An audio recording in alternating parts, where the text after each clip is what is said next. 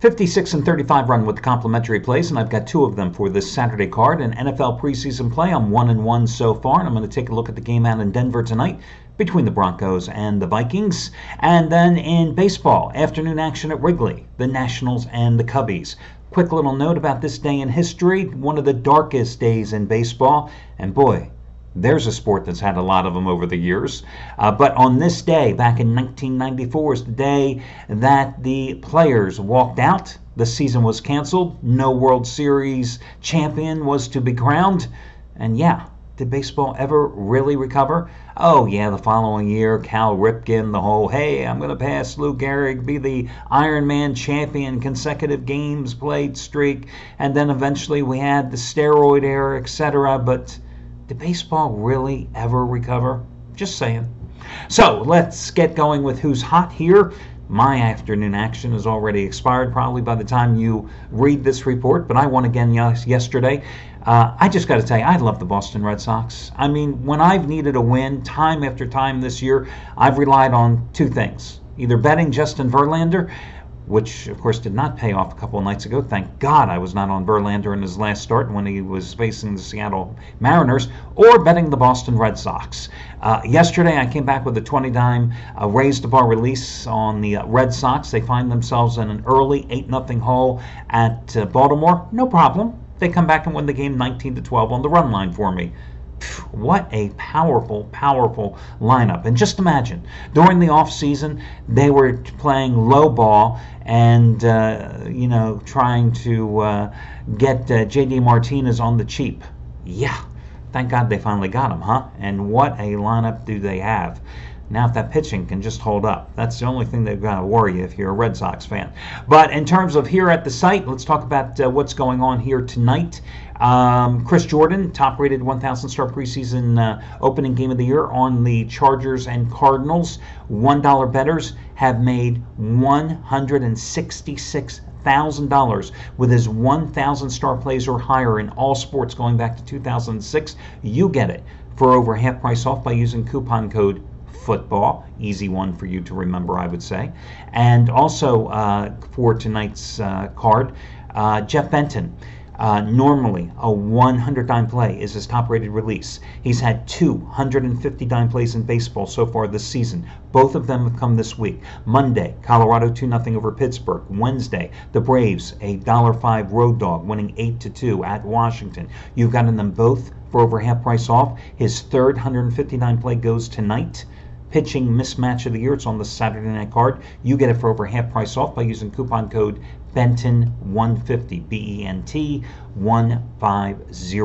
All your other discounts and coupon codes, etc., are over on the home page. So, without further ado, let's start talking about today's complimentary plays. Let's talk about the Denver-Minnesota game first. How ironic, right?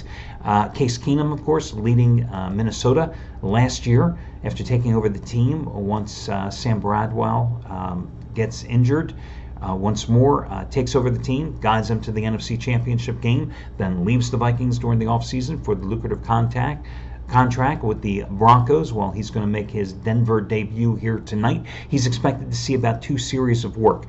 But the key tonight for the Broncos is Paxton Lynch finally going to take control of the Broncos and earn the backup quarterback job? I can tell you from what the reports that I read in practice the first couple of weeks here, he has not looked good. Now, can he perform better in the game here tonight? That is the question everybody is concerned with in Denver here tonight. So, a lot is riding on him. He's expected to get about 2 quarters worth of action. Chad Kelly, who's really never taken a preseason snap here, is expected to see some mop-up duty later in the game. In terms of the quarterback rotation for Minnesota, this, of course, is going to be Kirk Cousins' debut, the former Redskins quarterback here. Minnesota has some offensive line issues. What a big surprise. 3 starters, their left guard, their right guard, and their center expected to miss tonight's game. Dalvin Cook may or may not see a little game action. It's been 10 months since he suffered that torn ACL. In terms of the Denver ground game, they have a lot of depth. They, of course, let go their leading rusher a year ago. God, what is his name? C.J. Anderson, who was the 9th leading rusher in the NFL last year with 1,007 yards. They cut him during the offseason. So they've got 4 guys that are competing for the job. Devontae Booker, a third-year pro. 3 rookies. Royce Freeman, their number 3 pick out of Oregon. D'Angelo Henderson, who's vying with Freeman and Booker to make the rotation. A couple of other rookies. David Williams, their number 7 pick out of Arkansas. An undrafted rookie out of Colorado. A free agent they signed, a local guy, Philip Lindsay. So they've got a lot of guys that are battling for the running back position, so I think you're going to see them get a lot of work here tonight, along with Paxton Lynch in the backfield. I just think that this is a particular spot that you're going to go with Denver tonight. You know, they're surprisingly, in my eyes, getting a point in this near pick'em game. In terms of the quarterback rotation for the Vikings, how ironic that Trevor Siemian, who was repeatedly given the job by the Broncos, is now the main guy that's going to be backing up Kirk Cousins in Minnesota. So there's the familiarity aspect there. But again, I still think that this is Paxton Lynch's big chance here for the Broncos, and I'm willing to go with the Broncos playing at home in this contest. In baseball today, the Cubbies are a minus $1.30 favorite at home against Washington. You know, John Lester was so good through the end of June. 10-2 record, 2.18 earned run average. But he has really struggled here since then. He had a 6.46 earned run average in the month of July. In the 2 starts in August, his ERA is 9. But Lester is bound, like all teams, all pitchers, all players, to go through slumps, and that's what he's in.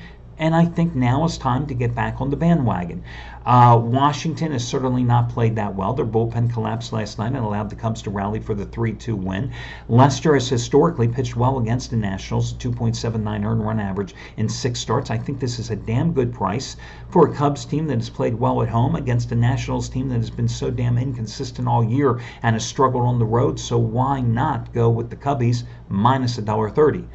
Of the 2 plays, naturally, I would lean toward the Cubs better of the 2, saying they're the better of the 2 selections, because let's face it, preseason football is a crapshoot. I know every betting proposition is a 50-50 one. Preseason football is the worst of the 2 50-50 propositions. It is a crapshoot.